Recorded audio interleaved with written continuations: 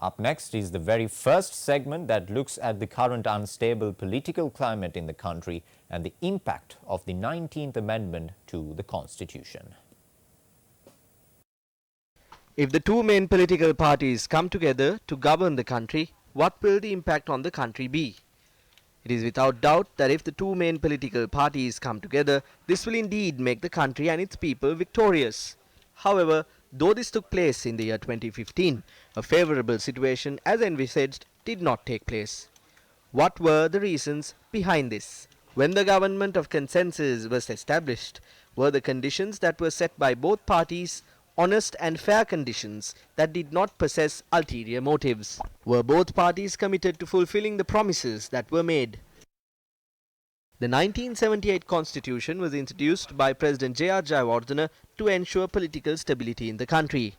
However, the many amendments that were introduced to that constitution is one of the key factors that has resulted in the current situation. A group of academics argue that the president who will be elected in the next presidential election is unable to hold any ministerial portfolio as a result of the powers being pruned by the 19th Amendment. They claim that this has resulted in the next president that will be elected to be a ceremonial figurehead. The academics who oppose the above argument say that since the president is directly elected through the vote of the entire electorate, and since the president continues to be the head of the cabinet, he or she will hold a significant amount of power and authority constitutionally. A main promise that was given by President Maithripala Sirisena during the 2015 presidential election campaign was that he would eradicate corruption, punish those responsible, and give up authoritarian powers of the executive. President Sirisena established a government of consensus with the two main political parties after his victory.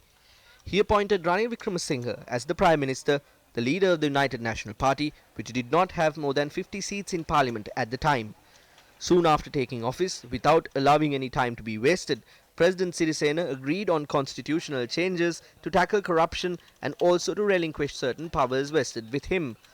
The president had to rely on the parliament for the said constitutional amendments to be carried out. The Prime Minister and the government came forward with the 19th Amendment to the Constitution for this purpose and presented it to the Parliament. Dr. Jayampati Vikramaratne, M.A. Sumandiran and others who were involved in drafting the said amendment claimed that it would achieve objectives of higher value and that it was drafted meticulously.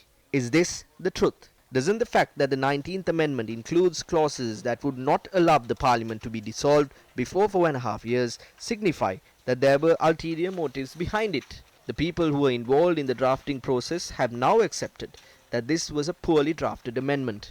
Ranil Wickremesinghe also took steps to support the Mahinda Rajapaksa faction in a bid to weaken President Maithripala Sirisena.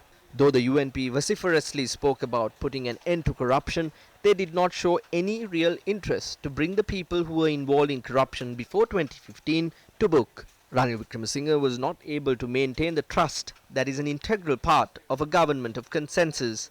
It is no secret that his ambitions were not pure as well.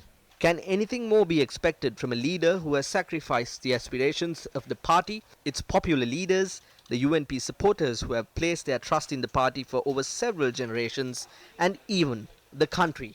Tomorrow, let us look at the actions of Prime Minister Ranil Wickremesinghe, who from the inception worked towards his own benefit for 25 years after coming into the position first in 1993 through a twist of fate.